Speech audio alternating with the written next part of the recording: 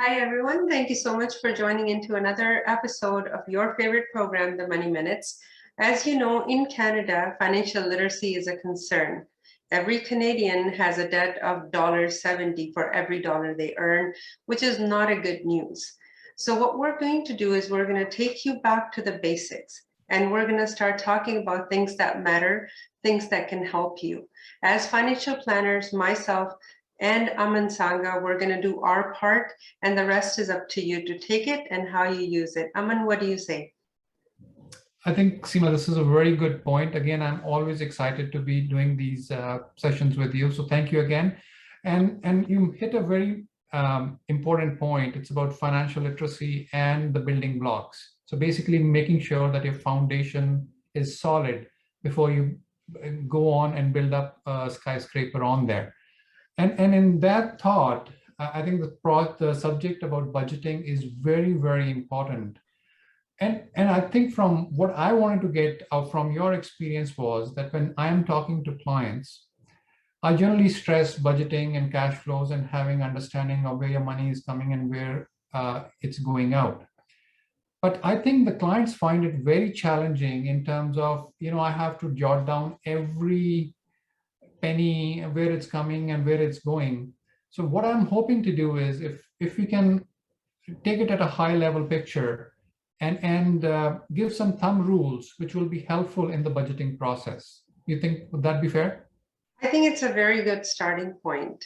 But before I go there, can I just talk about one thing that I keep noticing, and I want more and more people to hear about this, is that unlike developing countries or countries where you and I have come from, people in Canada, or rather North America, my kids, me, we live in an environment called net zero.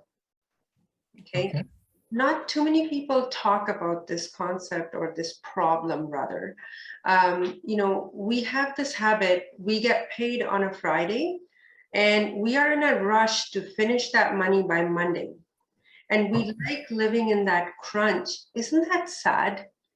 You got a chuckle out of me, but I should actually be sorry for that kind of if it's really paycheck to paycheck. I think that's not really what financial literacy would advocate. Absolutely not. So whenever you notice, or whenever I notice a client, please stop them. As soon as you ask them to show you their bank statements or do a budgeting exercise with them, and they say, well, I bring home $4,000 every 2 weeks, me and my husband, and we have a budget of $39.80 every 2 weeks. I start to get goosebumps, like sad ones. And I feel, okay, what are they doing? They're not thinking about tomorrow. They're not thinking about, the age is a big factor. We're not going to be 30 years old forever. We're not going to be 40. We're not going to be 50 forever. And if we're not, then who's going to look after us? We're living so much longer, Aman.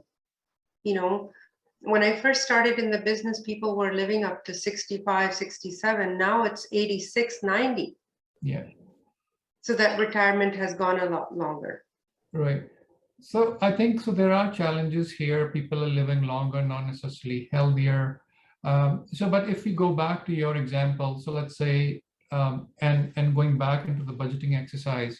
So if we were to use an example of, let's say, after tax take home income of $100,000 a year for the family. Now, is there a thumb rule that you can share with such a family of how they should be looking at their budget so that they are not net zero? Yes. So we have something we call a rule that says 50, 30, 20. That's a ratio. Okay. So I'll show you a slide at the end, but let me speak to it first. 50% of our net income, which means after tax dollars, should be taking care of us as a human being. So our clothing, our shelter, our food, those are the three necessities that a human being has. The 50% of your net income should take care of all three. Okay. So in my examples, if it's 100,000, 50,000 goes towards the roof on my head, clothes on my back, food on my table. So we still have 50,000 to spend? Yeah, yes, I see that smile, and I feel like, you're actually you're doing a good job. You're reminding me of most my clients, because they think, oh, I still got 50% left. Yes, out of that 30%, you have to live your life. I'm not going to tell my clients to stop living. So that 30% goes towards you becoming the king, or your spouse becoming the queen, or vice versa. Okay. All right. You want a nice car, you want diamonds, you want to travel, you want Jimmy Choo, you want Rolex. All that is yours with that 30%. If it doesn't fit in that 30%, trust me, you don't need it. Warren Buffett said, if you're buying things, accumulating things that you don't need when you're young, soon you're going to be selling things that you need. Very powerful. Yeah, very powerful. Very true.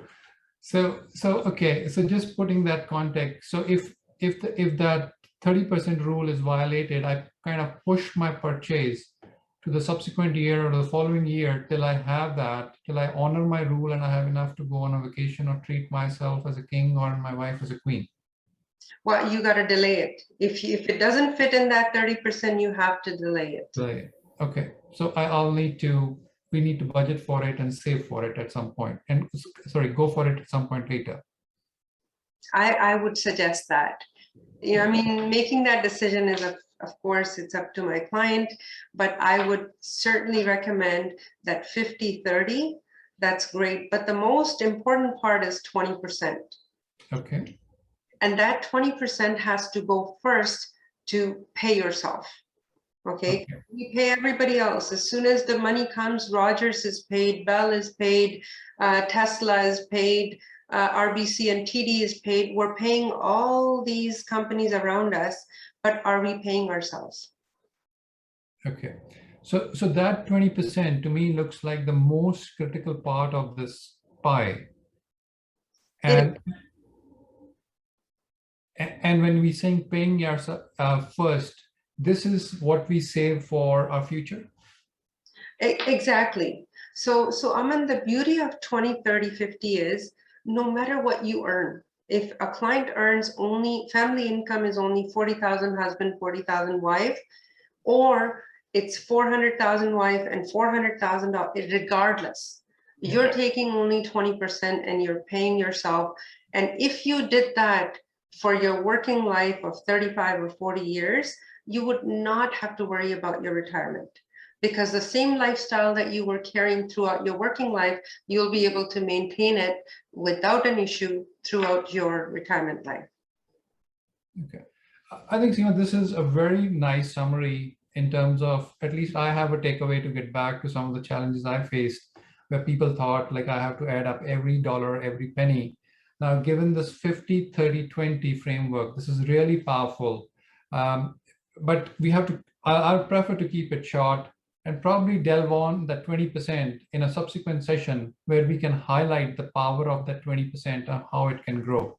Exactly. And the way we have planned this, Aman, you and I, is that we're going to make it so conversational, short, concise, to the point messages, so that anybody can listen to them in 4 to 5 minutes and pick up good things from it.